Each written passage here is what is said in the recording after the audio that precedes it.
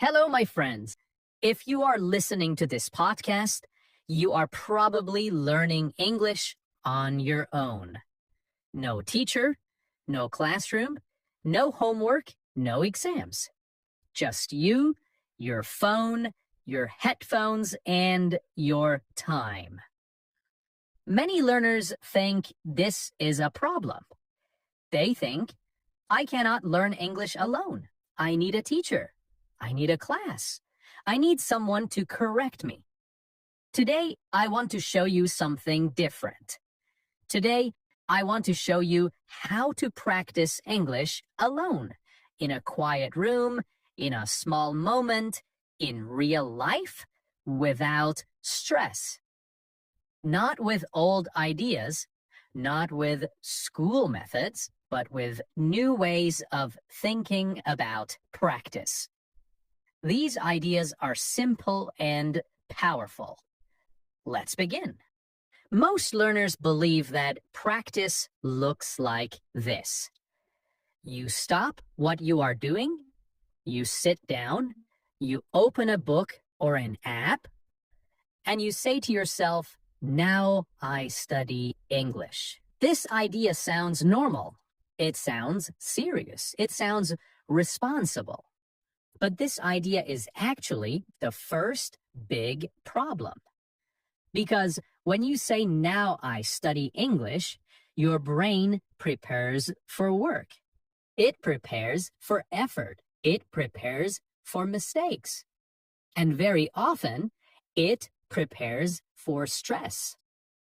Real English practice does not need this feeling. Real English does not live in books. It does not live in classrooms. It lives in life.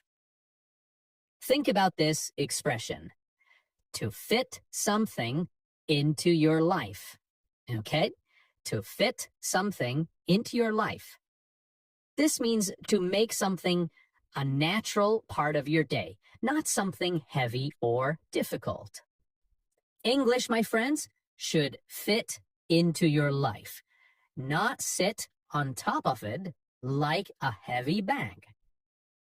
Now, here is a new way to think. Instead of creating study time, you create language moments. What is a language moment?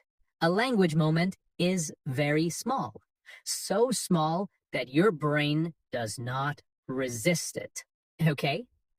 It is 10 seconds, sometimes 5 seconds, sometimes just one simple sentence. Because when something is small, it does not feel scary. And when it does not feel scary, you actually do it.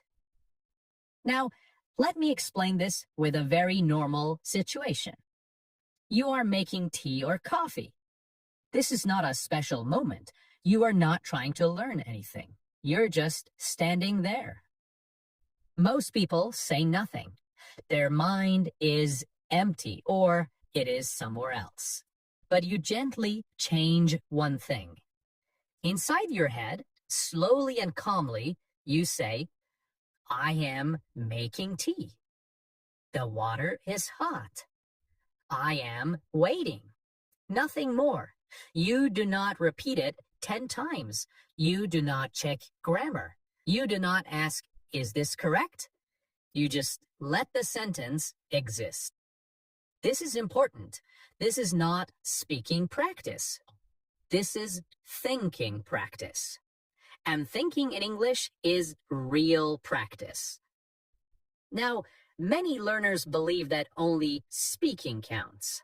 Well, speaking is important. But before you can speak easily, you must think comfortably. Thinking in English is like warming up your engine. It prepares your brain without noise, without pressure.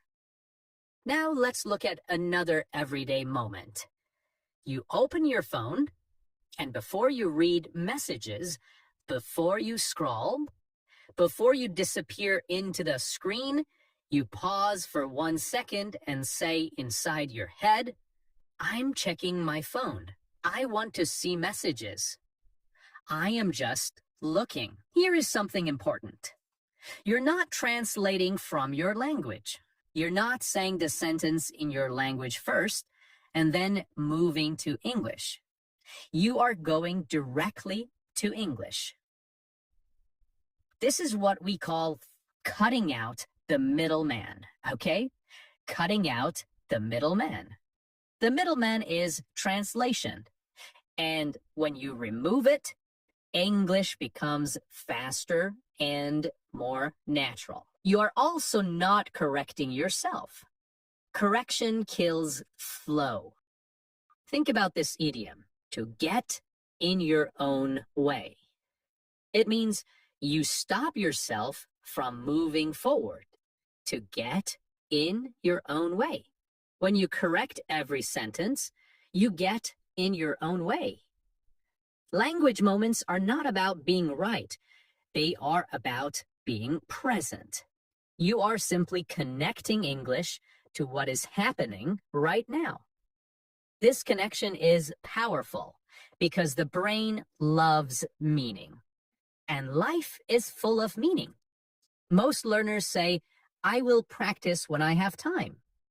But time does not appear suddenly. Perfect time is like a perfect day. It sounds nice, but it rarely comes. Here is another expression, waiting for the right moment.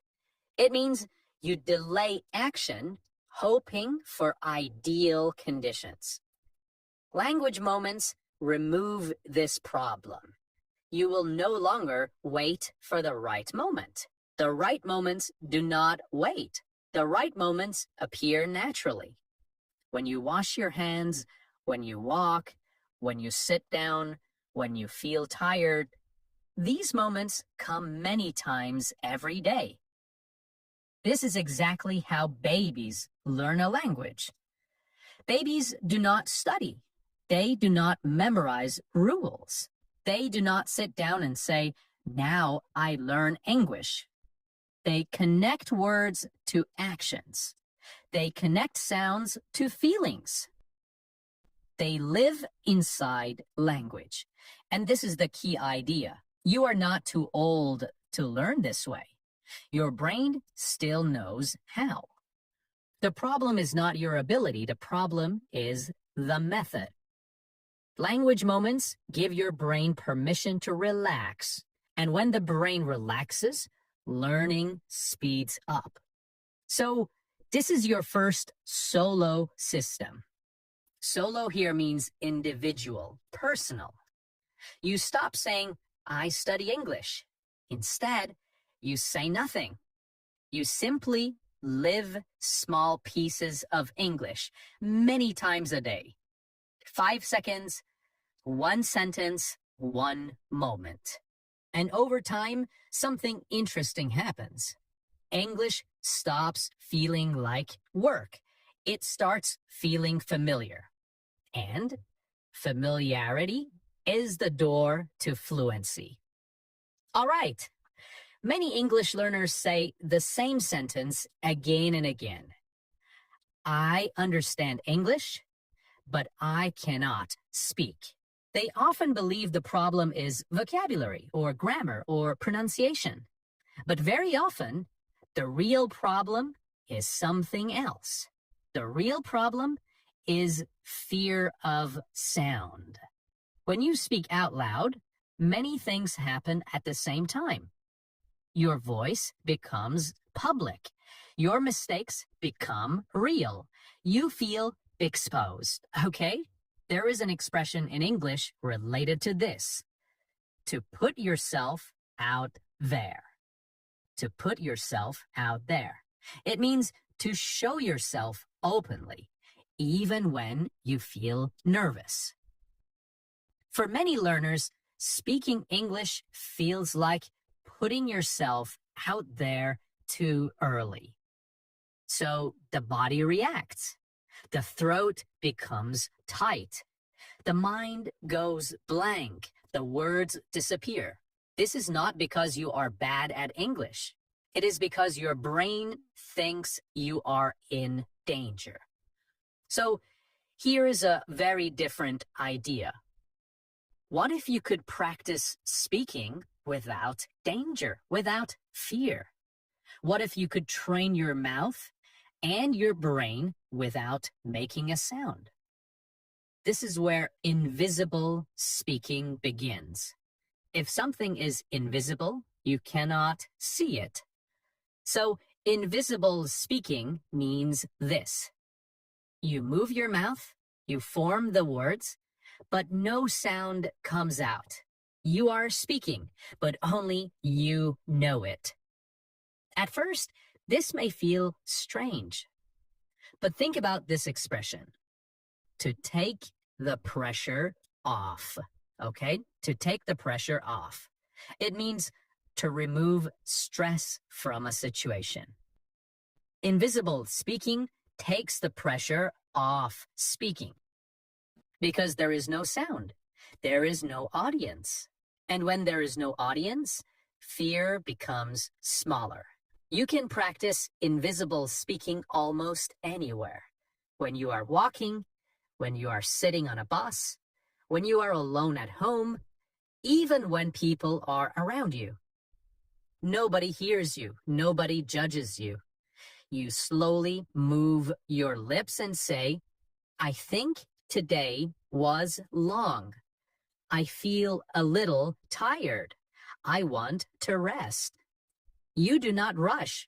You do not perform. You're not trying to sound fluent. You are training movement. This is important. Speaking is not only language. Speaking is physical. Your mouth, your tongue, your jaw all need practice. Invisible speaking trains these parts gently, slowly, step by step. There is another English expression related to this. To ease into something, okay? To ease into something. It means to start slowly without force. Invisible speaking helps you ease into speaking. You're not jumping into deep water. You're not standing at the edge, letting your feet get used to it. You are standing at the edge, letting your feet get used to it. Another powerful part of invisible speaking is confidence. Confidence does not come from being perfect. It comes from familiarity. When your mouth moves in English every day, even without sound, your body learns this is normal. And when something feels normal, fear loses power. Many learners wait until they feel ready to speak, but readiness is not something you wait for. Confidence comes after action. This means you act first, and confidence follows. Invisible speaking is action without risk. After some time, something interesting happens. Sound wants to come out. At first, maybe only one word, maybe only a whisper. You do not force it. Forcing creates tension, and tension blocks fluency. So you let it happen naturally. It means you allow things to develop in their own time. You let sound appear naturally, like a door opening slowly. You do not push the door. You do not kick it open. You must turn the handle and wait. This is very different from classroom speaking. In classrooms, learners often feel they are on the spot. It means everyone is watching and waiting for you. You are on the spot. Invisible speaking removes the spotlight. You will no longer feel on the spot. There is no spotlight. There is only practice. Now, another benefit is mental clarity. When you speak silently, your brain focuses on meaning, not speed. You're not racing.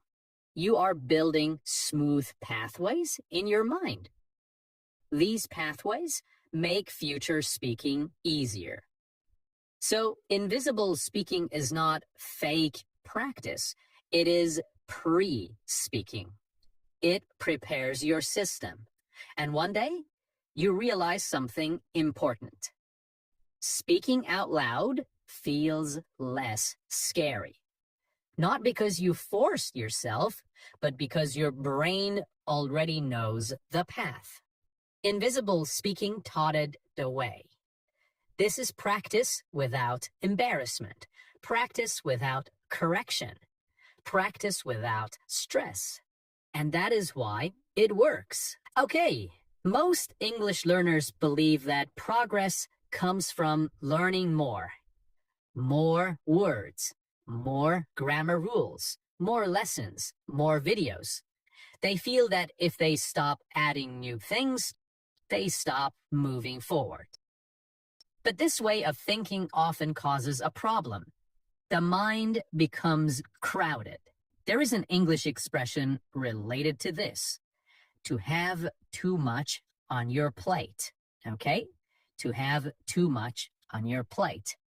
This means you are trying to handle too many things at the same time. Many learners have too much English on their plate. They know many words, but they cannot use them easily. They understand many rules, but they freeze when they want to speak.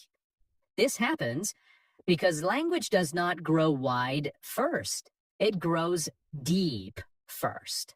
So here is a very different idea. Instead of learning many things in one day, you learn one idea. Not one word, not one grammar rule, one idea. An idea is something human, something you feel, something you experience.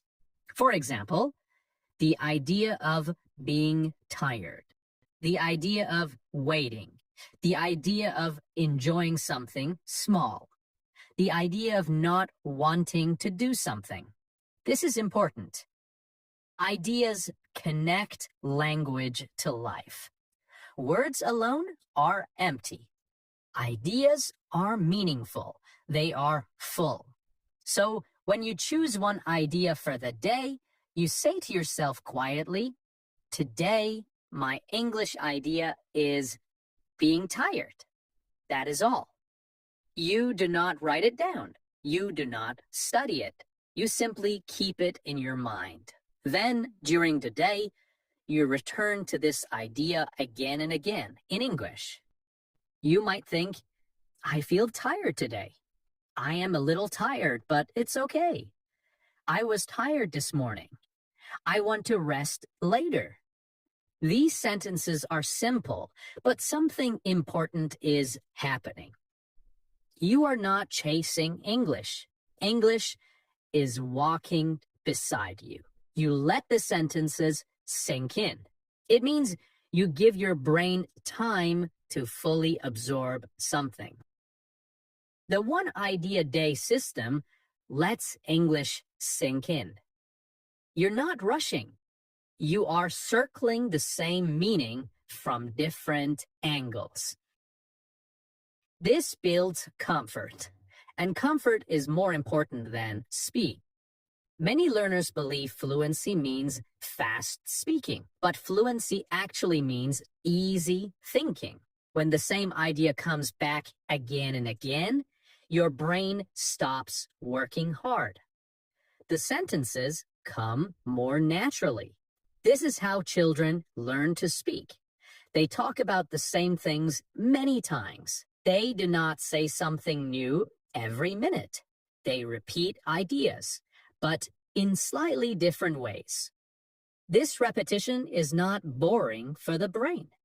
It is reassuring. And there is a related idiom: to get the hang of something. It means to slowly understand how something works. The one idea day system helps you get the hang of English thinking. You're not memorizing. You're living inside meaning. Another important part of this system is emotional safety. When learners try to practice many topics, they often feel lost. They think, I don't know enough words. I don't know how to say this. I am missing something. This creates frustration. But when you stay with one idea, you stop feeling behind. You feel grounded. Grounded means stable and calm. You know where you are. At the end of the day, you can say, today I talked about being tired. That sentence alone gives you a sense of progress. Not fake progress, real progress. And that is a small win. Small wins are small successes that build motivation. One idea is a small win, and many small wins create confidence. This system also teaches you flexibility. You learn that one idea can live in many sentences. You learn that English is not fixed, it moves, it bends, it adapts to your life. And something else happens quietly. The next day, when you choose a new idea, the old idea does not disappear. It stays. Your English grows like a tree, not wide and weak, but deep and strong. Roots first, branches later. Okay, from the first day of school, we are trained to think in a very simple pattern. Question, answer. The teacher asks, the students answer. This pattern feels normal to us because we grow up with it. When the answer is correct, everything feels fine. We feel safe. We feel smart. But when the answer is wrong, something uncomfortable happens inside us. We feel small. We feel embarrassed. Sometimes we feel afraid.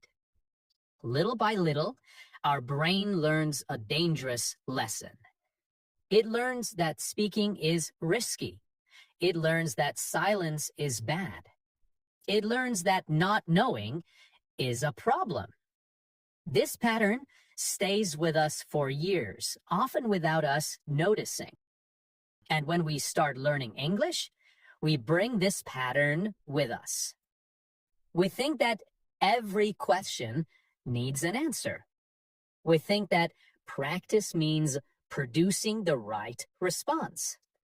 We think that if we cannot answer, we are failing.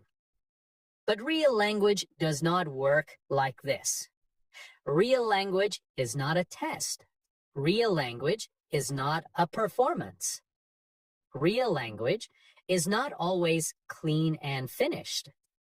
In real life, language is often messy. People stop in the middle of sentences. People change their mind while speaking. People begin a thought and then leave it unfinished. Think about real conversations you hear every day. Someone asks a question and the other person stays silent for a moment.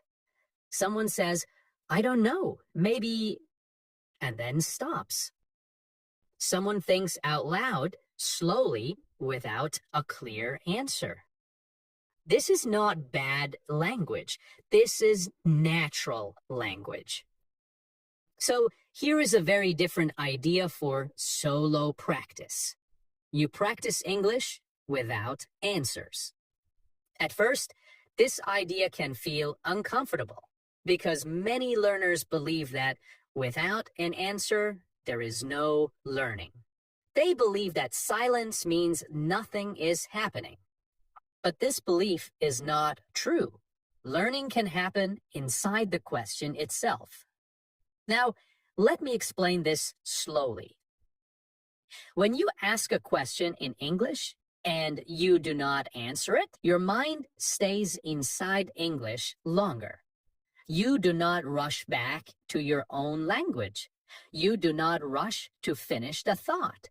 You do not escape. You sit with it. This means you stay with a thought or feeling without trying to fix it or push it away. You sit with it. Practicing without answers means you sit with English.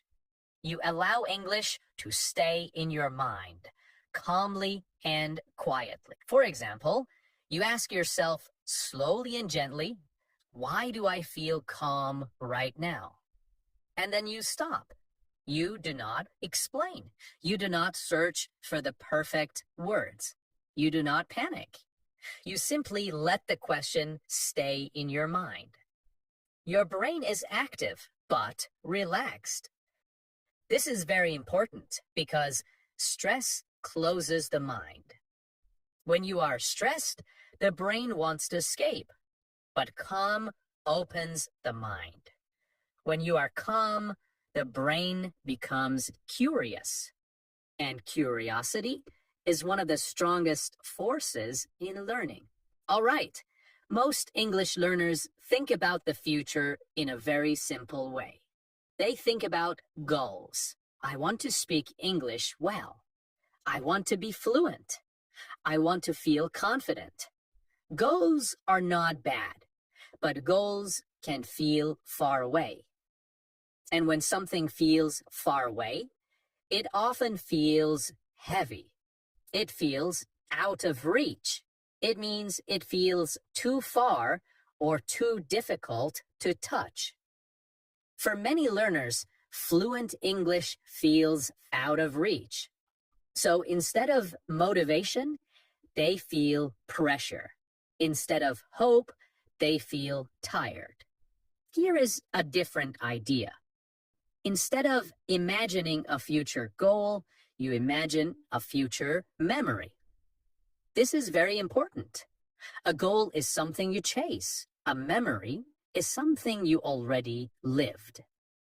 The brain reacts differently to these two things. A future memory is not about trying. It is about remembering. So imagine yourself 1 year from now. Not as a perfect English speaker, not as someone famous or impressive, just yourself. You are calm. You are speaking English easily. You are speaking English confidently. You are not too fast. You are not perfect. You're just comfortable. Now comes the key part. You imagine that future you is looking back at today. That future you remembers this time. And in English, future you says, I remember when English was hard. I remember practicing alone. I remember feeling unsure. This changes everything.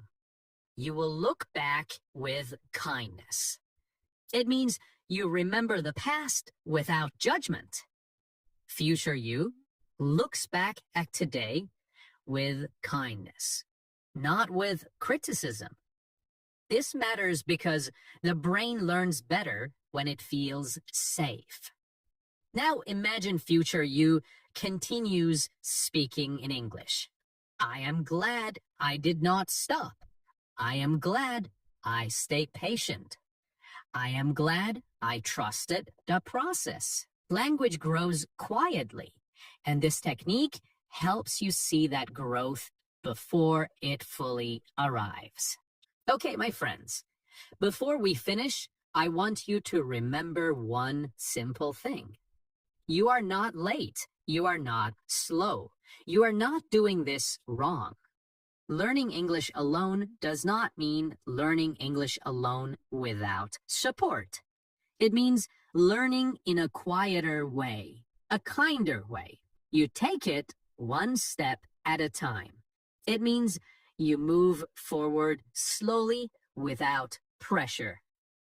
Not in big jumps, not in perfect days, but in small moments, honest moments. Moments when you think in English, moments when you stay silent in English, and moments when you do not force answers. Until next time, keep practicing, keep learning, and keep growing. Bye for now.